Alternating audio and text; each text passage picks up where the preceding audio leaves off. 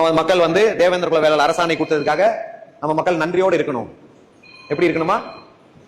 நன்றியோட இருக்கணுமா? நாயா ஒரு எலும்பு துண்டு போட்டதுக்கு 7 ஜென்மத்துக்கு நன்றியோட இருப்பதற்கு சும்மாவா கொடுத்தாங்க தேவேந்திர குல அரசாணை? நீங்க போராடல, புதிய தமிழ் கட்சி போராடல, எல்லாரும் போராடி தானே வாங்கணும். அதுக்கு நன்றியோடு இருக்க வேண்டும் என்றால் 2019 வாக்களித்தது இதற்கு, 2021 வாக்களித்தது இதற்கு, 2024 அவர்கள் வாக்களித்தது இதற்கு. எத்தனை தேர்தலுக்கு தான் ஒரு காகிதத்தில் கொடுத்த அரசாணைக்காக நன்றியோடு இருக்க முடியும்? ஜான் பாண்டியன் அவர்கள் பேசினார். முதலமைச்சரோட வீட்டுக்கு போய் உட்கார்ந்து பட்டியல் வேட்டர் வாங்கி கொடுத்துருவாராம். பிரதமர் மோடி வீட்டுக்கு போய் உட்காந்து வாங்கி கொடுத்துருவாராம். அவங்க ஆட்சி தானே இருந்துச்சு 4 வருஷம் முன்னாடி. எதுக்கு இளவு வீட்டுல உட்காந்த மாதிரி 400 நாள் கருப்பு சட்டை போட்டு உட்காந்து இருந்தாரு? போய் வீட்டிலே போய் பட்டியல் வேட்டர் அரசாணையில வாங்கிருக்க வேண்டியதானே. நன்றியோட இருக்கணுங்கிறது ஒரு தாழ்வு மனப்பான்மை. அது அவங்க குடும்பத்துக்கு வேணா இருக்கட்டும். ஏதோ எக்மோர்ல கொடுக்கக்கூடிய ஒரு சீட்டுக்கும், ஏதோ அமைச்சர் கொடுக்கக்கூடிய 10 லட்சம் பணத்துக்கும் ஒட்டுமொத்த மக்களை இந்த தாழ்ந்த மனநிலைக்கு புகுத்துவதா? நன்றியோடு இருக்கணுங்கிறதுக்காக கூட்டணியில் நிற்கிறோம். அது வெறும் சிம்பிள் அர்த்தமேட்டிக். நாங்க நிக்கிற தொகுதியில் உங்க ஓட்டு எங்களுக்கு வரணும், நீங்க நிக்கிற தொகுதியில் எங்க ஓட்டு உங்களுக்கு போகும். அதே இங்க சமநிலை கிடையாது.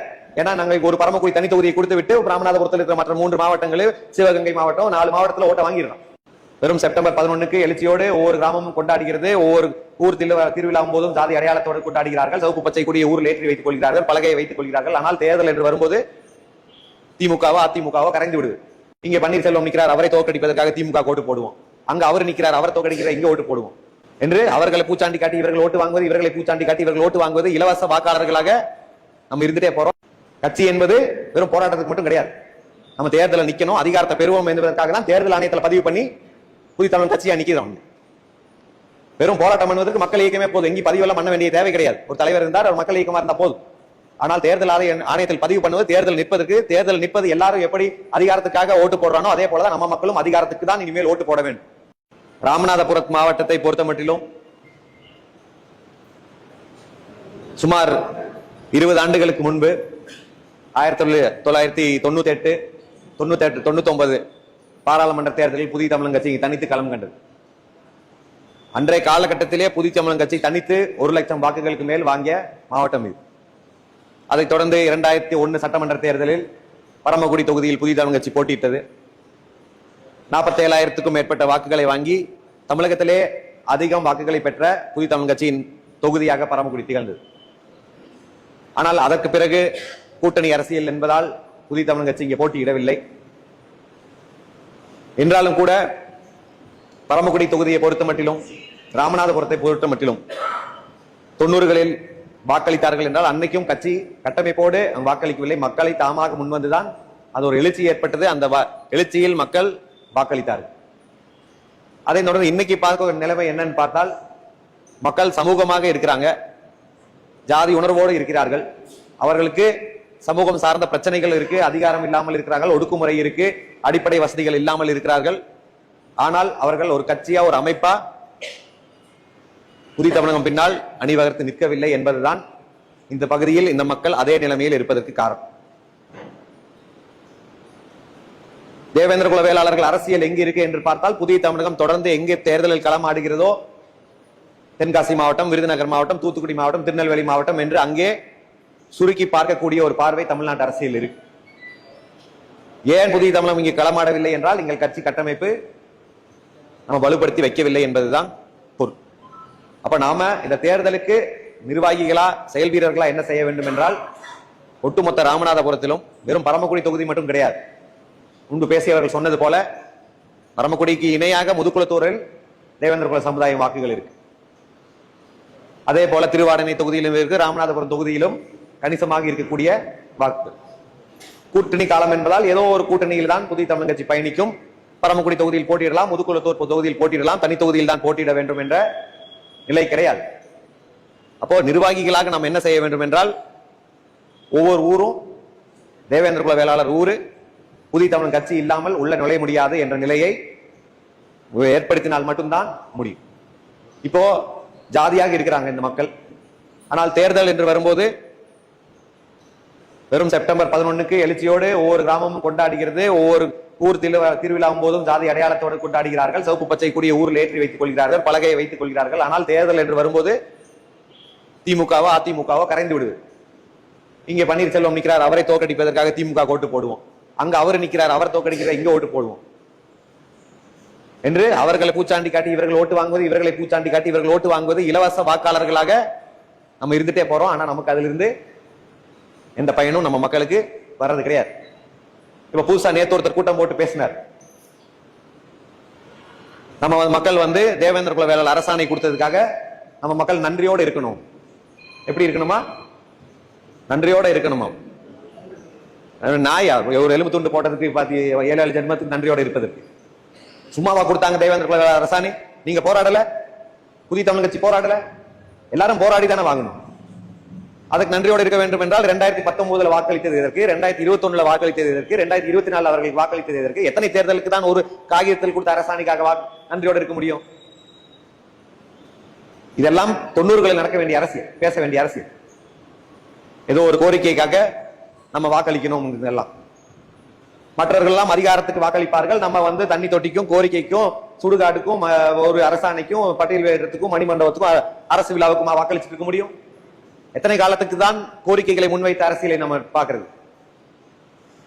கோரிக்கைகள் எல்லாம் மக்களுக்கு தான் இருக்கணும். கட்சி வந்து அந்த கோரிக்கைகளை வென்று எடுக்கக்கூடிய அதிகாரத்துக்கு செல்ல வேண்டும் என்பதுதான் புதிய தமிழ் கட்சியுடைய இலக்காக இருக்கும். அந்த நிலைக்கு நம்ம மக்களை முன்னேற்றம் நன்றியோட இருக்கணும்ங்கிறது ஒரு தாழ்வு மனப்பான்மை. அது அவங்க குடும்பத்துக்கு வேணா இருக்கட்டும். ஏதோ எக்மோர்ல கொடுக்கக்கூடிய ஒரு சீட்டுக்கும், ஏதோ அமைச்சர் கொடுக்கக்கூடிய 10 லட்சம் பணத்துக்கும் ஒட்டுமொத்த மக்களை இந்த தாழ்ந்த மனநிலைக்கு புகுத்துவதா? நன்றியோடு இருக்கணுங்கிறதுக்காக கூட்டணியில் நிற்கிறோம். அது வெறும் சிம்பிள் அர்த்தமேட்டிக். நாங்க நிக்கிற தொகுதியில் உங்க ஓட்டு எங்களுக்கு வரணும், நீங்க நிக்கிற தொகுதியில் எங்க ஓட்டு உங்களுக்கு போகும். அதே இங்க சமநிலை கிடையாது. ஏன்னா நாங்க ஒரு பரமக்குடி தனி தொகுதியை கொடுத்து விட்டு ராமநாதபுரத்தில் இருக்கிற மற்ற 3 மாவட்டங்கள், சிவகங்கை மாவட்டம், 4 மாவட்டத்தில் ஓட்ட வாங்கிடுறோம். அப்படியே பரமக்குடியில நின்னா அவர்கள் வாக்கு முழுமையாக கிடைக்கும் என்றால் அதுவும் கிடையாது. எந்த கட்சி கூட கூட்டணி வைத்தாலும் 10,000 20,000 ஓட்டு தான் அவங்க ஓட்டு வரும். மீதி எல்லாம் நம்ம ஓட்டு தான். ஆனால் இந்த 20,000 ஓட்டுக்காக ஒரு மாவட்டத்தில் இருக்கக்கூடிய 4 லட்சம் ஓட்டு தேவேந்திர குல வேளாளர் ஓட்டுகளை அவன் வாங்கிடுறான். இதுதான் சமம் அவங்களுக்கு. இதுல யாரும் யாருக்கும் நன்றியோட எல்லாம் இருக்க வேண்டாம். உங்கள் வெற்றிக்காக எங்கள் ஓட்டு விழுந்தா எங்க வெற்றிக்காக உங்க ஓட்டு வரணும். இது வந்து சிம்பிள் கூட்டணி அரசியல் என்றால் இதுதான். இங்க ஒரு கோரிக்கைக்காக நாம் கோரிக்கை வைக்கிறோம், அதற்காக நாங்கள் நன்றியோடு இருப்போம், அதற்காக அதெல்லாம் அந்த காலம் எல்லாம் முடிந்து விட்டது. நம்ம இளைஞர் மனதை திருப்பி அதை போன்ற அரசியலை புகுத்த கூடாது. இது அடுத்த தலைமுறைக்கான அரசியல், இது அதிகாரத்துக்கான அரசியல். இந்த மக்களை நம்ம இளைஞர்களை அதிகாரத்துக்கு ஆசைப்படுவதற்கு புதிய தமிழ் கட்சி தான் வழிநடத்தும். இன்னும் பழைய ஒரு சீட்டு 2 சீட்டுக்காக எல்லாம் இருக்க முடியாது. அன்றைக்கு தேவைப்பட்டது ஒரு சட்டமன்ற உறுப்பினர், அன்றைக்கு தேவைப்பட்டார். ஏன்னா நம்ம நடக்கிற பிரச்சனைகள், ஒரு மாஞ்சோலையிலோ ஒரு கொடியங்குளத்திலோ நடந்த பிரச்சனைகள் தமிழ்நாடு அளவுக்கு தெரியாது. அதை கொண்டு போய் சேர்ப்பதற்கு ஒரு சட்டமன்ற உறுப்பினர் தேவைப்பட்டார். ஆனா இன்னைக்கு அப்படி அந்த ஒரு சட்டமன்ற உறுப்பினர் போய் தான் அந்த பிரச்சனையை தமிழ்நாடு அளவுக்கு கொண்டு போக வேண்டும் என்ற நிலை கிடையாது. சமூக ஊடகங்கள் இருக்குது, பல ஊடகங்கள் இருக்குது, பிரச்சனைகள் வந்துடும். ஆனால் அதிகாரம் அந்த ஒரு உறுப்பினர் 2 உறுப்பினரால வராது. ஒட்டுமொத்த மக்களுக்கான அதிகாரத்தை புதிய தமிழ் கட்சி பெற வேண்டும் என்று சொன்னால் நம்ம வெறும் பரமக்குடி தொகுதி மட்டும் கிடையாது, முதுகுளத்தூரிலும் சரி, திருவாடனையிலும் சரி, ராமநாதபுரத்திலும் சரி, புதிய தமிழ் கட்சியாக ஒவ்வொரு தேவேந்திர குல வேளாளர் ஊரும் மாறணும். வெறும் சிவப்பு பச்சை கொடி அது ஜாதி கொடியா பறந்தா பத்தாது. அது என்றைக்கு புதிய தமிழ் கட்சியாக மாறுதோ அன்றைக்குதான் இந்த சமுதாயத்திற்கான அதிகாரம் கிடைக்கும்.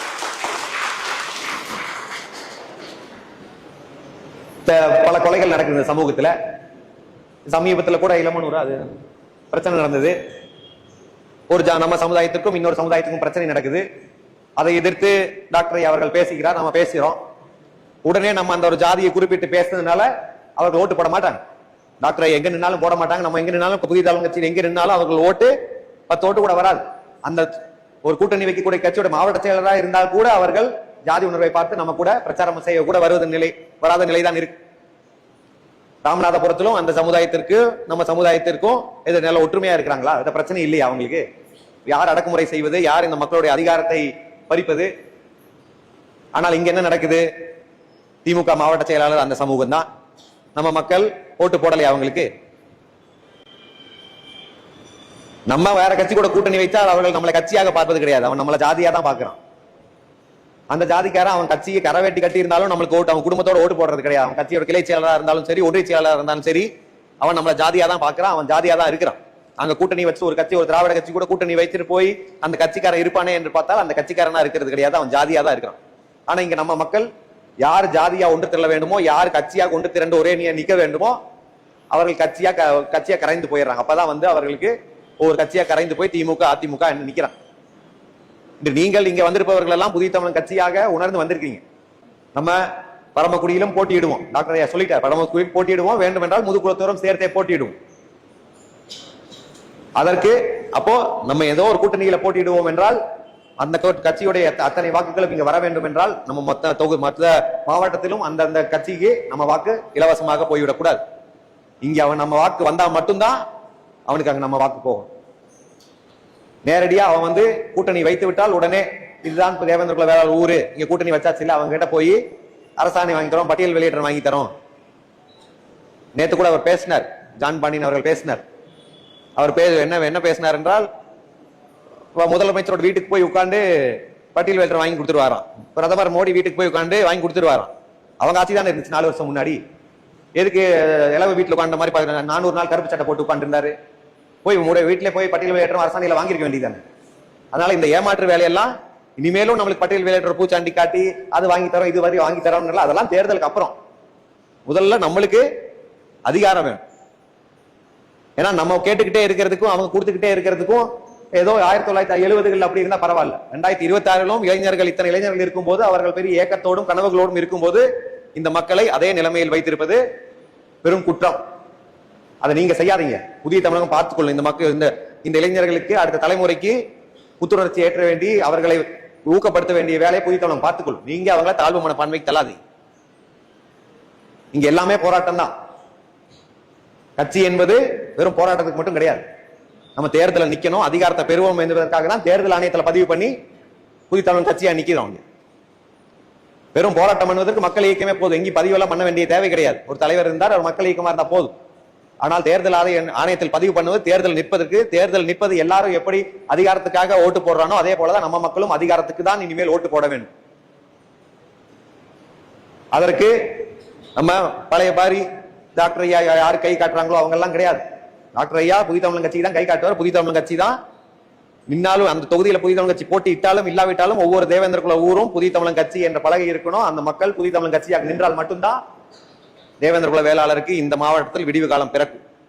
அதற்கு டாக்டர் ஐயா சொல்லும் வழியில நிர்வாகிகள் அனைவரும், ஏன்னா இங்க நிர்வாகிக்குள்ள இங்க பிரச்சனை இருக்கும், எல்லா தொகுதியும் எல்லா மாவட்டத்திலும் இருக்கும், ஆனா இங்க கொஞ்சம் அதிகமாவே இருக்கும்.